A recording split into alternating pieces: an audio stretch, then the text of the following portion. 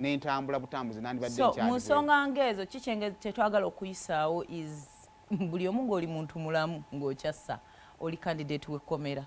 Yeah, basobola okuwayiriza. Anything can happen before you know. Omuntu gwe mbadde mumanyi owammwe Seimo nga bamukimyeko wano ng'emikono mabega. Kyakwa. I know kibi nnyo. Ekkomera abantu abamu bali regarding ng'entaana geyeena y'okunsi. Obeera eyo rights zo zonna ziba zikuvuddeko. Naawo bw'okeera ku makya ng'obadde n'omuntu obadde mwami olina omukyala olina omwami wo ne bagamba bakusibye.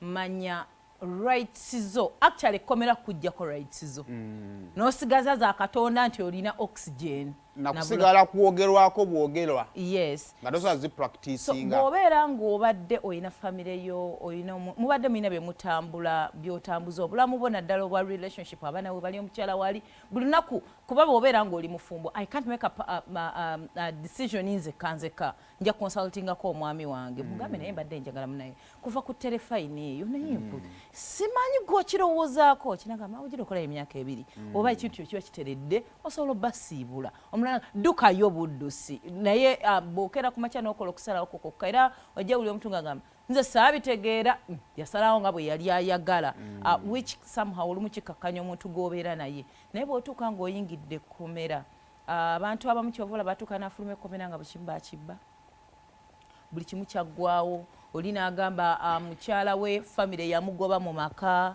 ab'eŋŋanda bamuggyako abaana omwami n'agamba nze ebintu byabwe nabibawaayo ate munaye bagamba muwala waabwe bamusiba bwe bitowe bityo. So mbadde nsaba singa oba oyingidde ekkomera kkiriza nti kati government ekuggyeko rights zo so is everything in your life. Bw'omala okukkiriza kijja kuwa emirembe. Tokyasobola kugamba nti omwana wange tomutwalamu eryo ssomero. Tokyasobola kugamba oyinza ebintu mpoze okatugambe omwami nga bakusibye because basajja amaanyi be basinga osiba.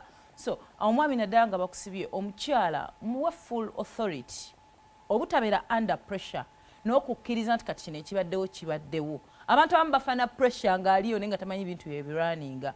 Omuntu asigaddewo yenna bw'aba mukyala wa mama abaana muwe full authority ey'ebintu bino.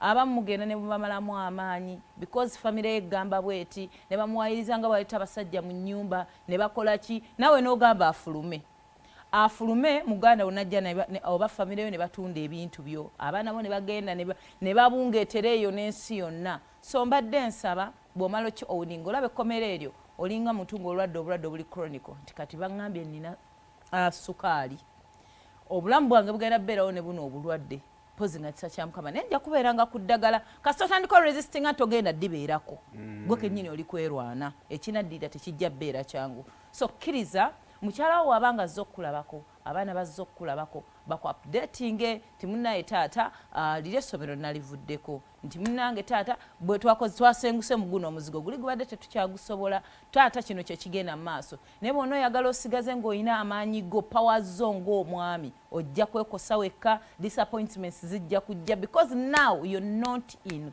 control. Era saidi yemu n'omukyala nti walese omwana wo omuto bagambya kakati katumutwale wa jjajja mu kyalo z'abaana nange tebabatwala mu kyalo what are you gonna do tewali zero kkiriza kyonna kye bagamba osabirire time bw'onooba ovuddeyo then oddemu obeere in control n'ebintu byo beera na pressure yakkomera pressure yawabweru sooka ogyesonyiwe.